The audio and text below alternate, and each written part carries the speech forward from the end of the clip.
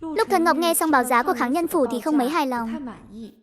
Giá trị năng lượng của những dược liệu này còn cao hơn cả dược tính của linh chi đấy. Giá thấp quá. Sao có thể còn không bằng một nhành hoa của Nguyên lão chứ? Tôi trả cao hơn ông ta 5 vạn. Bán cho tôi đi. Kháng nhân phủ lườm Đoàn Chí Viễn một cái. Người đang đổ thêm dầu vào lửa. Ây da, lão Kháng à, túi tiền của tôi căng hơn ông một chút đấy. Không có cách nào khác. Mặc dù Đoàn Chí Viễn đã trả thêm 5 vạn, nhưng vẫn chưa đạt tới mức giá mong muốn của Lục Thần Ngọc. Lục tiểu thư, cô nói cái giá sàn đi. Tôi đã nói rồi, 1 triệu tệ chính là giá sàn của tôi. Ngay khi báo giá đưa ra, cả Đoàn Chí Viễn và kháng nhân phủ đều sững sờ. Hèn gì cô gái này tuổi còn trẻ mà đã ở biệt thự lớn. Hóa ra tiền kiếm được là từ đây. Mức giá này hết cũng quá chát rồi. Lục tiểu thư, mức giá này của cô hơi cao đến mức phi lý rồi đấy. Thuốc của cô là thuốc tốt, nhưng cái giá này của thực có hơi cao. Còn cao hơn nhiều so với ở các sàn đấu giá nữa. Xem ra bọn họ đều không chấp nhận được mức giá này. Dù sao thì cũng không nhất thiết phải bán cho họ. Nếu đã vậy, Kháng đại phu, Đoàn đại phu, tôi đưa các vị đi xem cây huyết đằng trước nhé. Lục Thần Ngọc dẫn mọi người xuống hầm để xe để xem cây huyết đằng. Kháng nhân phủ nhìn ít nhất mấy ngàn cân cây huyết đằng thì thấy trắng ngập, hình như hơi nhiều quá rồi. Tuy nhiên, Kháng Phàm và Từ Tinh Tinh lại rất phấn khích. Kể từ lần nổi tiếng nhẹ trước đó, số lượng người đến khám bệnh đã tăng gấp bội. Ngưỡng cửa tiệm sắp bị dẫm nát luôn rồi. Hôm qua tiệm thuốc đã hết sạch cây huyết đằng. Thấy Lục tiểu thư có nhiều thế này thì tôi yên tâm rồi. Kháng đại phu, cây huyết đằng vẫn tính theo giá lần trước, 380 tệ 1 cân, tổng cộng là 1420 cân. Kháng nhân phủ chuyển cho Lục Thần Ngọc 54 vạn tệ. Kháng Phàm nhìn thấy mức giá này, liền nhìn sang Từ Tinh Tinh một cái, trong lòng thầm thở phào nhẹ nhõm. May mà sư phụ không đòi mua mấy cây nấm tang hoàng kia, nếu không thì số tiền trong tay sẽ không đủ mua cây huyết đằng mất. Kháng Phàm gọi xe đến để chở cây huyết đằng đi.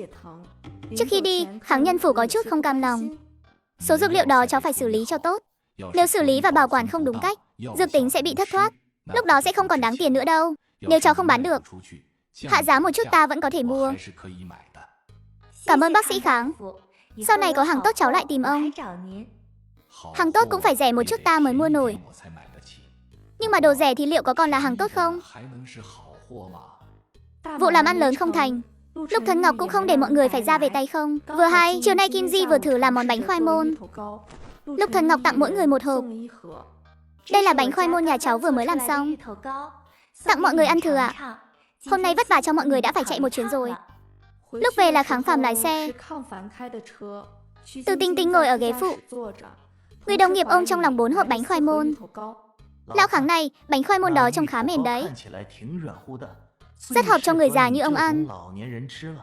Sao không đến thử đi? Nói cứ như ông còn trẻ lắm không bằng. Từ Tinh Tinh chẳng thèm quan tâm hai ông lão đấu khẩu. Cô mở một hộp bánh khoai môn ra, phần bánh có màu tím nhạt, phía trên điểm xuyết vài cọng hành lá xanh mướt. Hương khoai môn thoang thoảng sộc vào mũi, ngửi thôi đã thấy thèm chảy nước miếng rồi. Cô không đợi được nữa mà gắp một miếng lên. Miếng bánh khoai môn mềm dẻo đến mức gần như muốn chịu xuống. Cô vội vàng thổi thổi, rồi cắn một miếng. Lớp vỏ ngoài hơi có độ dai, bên trong thì rất mềm mịn. Cái này tuyệt quá đi. Từ Tinh Tinh phồng mang trợn má, quay đầu lại giới thiệu với sư phụ mình. Sư phụ, bánh khoai môn này ngon lắm. Đây là món bánh khoai môn ngon nhất con từng ăn. Nuốt xuống rồi hãy nói. Bộ dạng thế này ra làm sao? Từ Tinh Tinh nuốt thức ăn trong miệng xuống. Sư phụ, thật sự ngon lắm đó. Không tin ông đến thử xem. Từ Tinh Tinh gắp một miếng bánh khoai môn khác, đưa lên định mời Kháng nhân phủ ăn. Sư phụ, người nếm thử đi. Đũa này con chưa dùng qua đâu. Một ngày làm thầy, cả đời làm cha. Ông nhìn Từ Tinh Tinh như đang nhìn đứa con cái chẳng ra sao của mình vậy. Kháng nhân phủ không chịu nổi, ghé đầu qua cắn một miếng. Ánh mắt lập tức thay đổi. Thế nào, con đã bảo rồi, không sai chứ, có phải rất ngon không? Cũng tạm tạm, vừa hay tôi đang thấy đói bụng. Cho tôi ăn một miếng với nào. Mê mông, Đoàn Chí Viễn bên cạnh thấy hai người ăn ngon lành như vậy, cũng không nhịn được mà muốn nếm thử.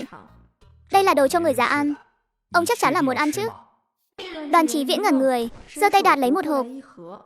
Cái này là của tôi. Ông quản tôi ăn hay không làm gì, dù không ăn cũng không để lại cho ông ăn đâu. Phía bên biệt thự, mọi người nếm thử bánh khoai môn xong đều thấy rất ngon. Nếu có thể thêm một chút nấm hương vào trong thì càng tốt hơn. Tiếc là nấm hương đã hết sạch rồi. Đúng vậy, con cũng muốn hái thêm nhiều nấm hương. Nhưng bên kia không có mưa. Nếu không, con đã huy động tất cả mọi người đi tìm nấm hương cho con rồi. Đúng rồi, còn có hoa nữa. Nhàn lão thích hoa. Những loài hoa hiếm thấy hình như giá cũng rất tốt. Tang hoàng trong tay. Và thiết bị thạch hộc vẫn chưa bán được. Xem ra vẫn phải tìm người nào ví tiền dày một chút mới được. Không biết Lý lão và Nhan lão có thích thu thập dược. Liệu không, lúc Thần Ngọc lên mạng tìm một số hình ảnh hoa quý hiếm, cùng với hình ảnh của một số loại nấm ăn được, rồi in ra một tập.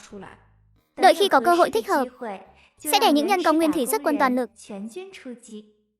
Ngày hôm sau, lúc Thần Ngọc xuất hiện từ sớm ở thế giới nguyên thủy.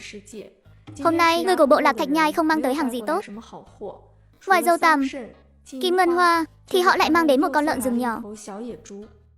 Con lợn rừng nhỏ lần này Lục Thần Ngọc dùng muối để đổi. Cô ấy vốn không thiếu đồ ăn, người nguyên thủy lại thiếu muối, vậy thì cô chỉ cần đưa muối là được. Ngay lúc Lục Thần Ngọc định quay về, từ bộ lạc Thạch Nhai đột nhiên có một người phụ nữ chạy ra.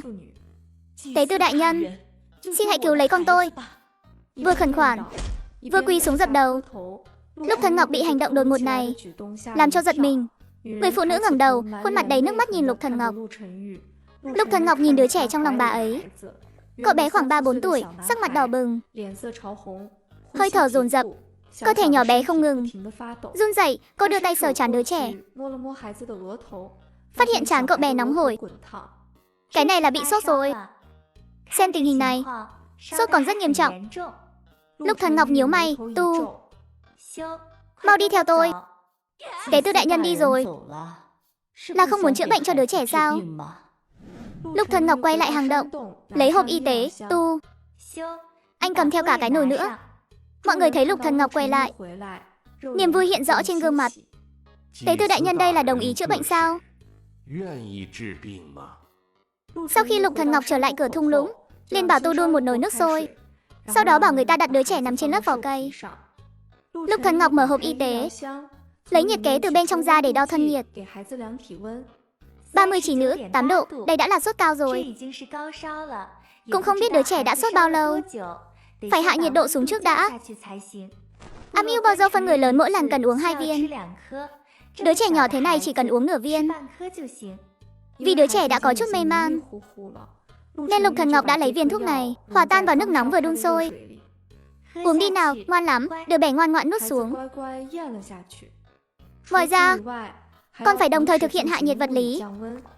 Khi nước sôi trong nồi đã ấm, Lục Thần Ngọc lấy gạc ra dùng làm khăn lau, nhúng vào nước ấm rồi vắt khô, bắt đầu lau người cho đứa trẻ.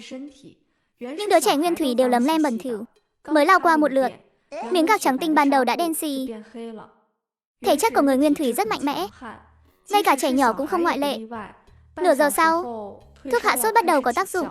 Đứa trẻ đổ mồ hôi đầm đìa, gương mặt nhỏ không còn nhăn nhó vì khó chịu nữa, nhịp thở cũng đã bình ổn hơn nhiều. Lục Thần Ngọc lại đo nhiệt độ cho đứa trẻ lần nữa. 38,6 độ, đã hạ xuống một chút rồi. Người phụ nữ đó thấy con mình đã đỡ hơn nhiều, lập tức cảm động đến rơi nước mắt. Cảm ơn tế tư đại nhân đã cứu con của tôi. Cô mau đứng dậy đi. Lục Thần Ngọc ngẩng đầu nhìn quanh, mới phát hiện ra người của bộ lạc Thạch Nhai đều dùng ánh mắt đầy cảm động nhìn cô, khiến cô cảm thấy hơi ngại ngùng. Nhân lúc đông người và còn thời gian, Lục Thần Ngọc đưa những tờ giấy mình đã in cho mọi người. Mọi người giúp tôi tìm thứ giống như trên này. Được chứ, mê mơ. Những người nhận được tờ giấy tò mò nhìn vào hình vẽ trên đó. Lập tức có người reo hò đầy ngạc nhiên. Cái này hôm qua tôi mới thấy nè. Người kêu lên là Quang Quang, phấn khích chỉ vào một trong những tấm hình cho Lục Thần Ngọc xem.